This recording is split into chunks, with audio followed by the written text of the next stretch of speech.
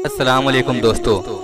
रसूलुल्लाह सल्लल्लाहु अलैहि वसल्लम ने फरमाया, सबसे ज्यादा नमाज का सवाब उस आदमी को मिलेगा जो सबसे ज्यादा पैदल चलकर आए।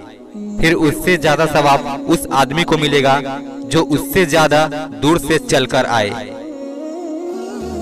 रसूलुल्लाह सल्लल्लाहु अलैहि वसल्लम ने फरमाया, कुरान शरीफ की तिलावत किया करो, इसलिए कि क़यामत के दिन अपने साथी यानी पढ़ने वाले की सफाहत करेगा। रसूलुल्लाह सल्लल्लाहु अलैहि वसल्लम ने फरमाया, इंसाफ करने वाले अल्लाह ताला के पास नूर के मिंबरों पर होंगे और यह वह लोग होंगे जो अपनी हुकूमत, अहल व अयाल और रियाया के मुतल्लिक इंसाफ से काम लेते हैं।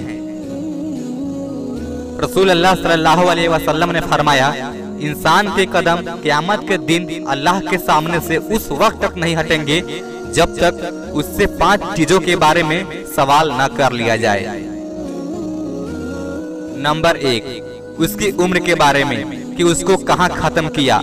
नंबर 2, उसकी जवानी के बारे में कि उसको कहाँ खर्च किया।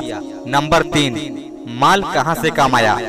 नंबर 4, और उसको कहाँ पे खर्च किया। नंबर 5, इल्म के मुताबिक क्या क्या अमल किया। अल्लाह पाक से दुआ है कि हम लोगों को नेक अमल करने की तौफीक अता फरमाए। आमीन।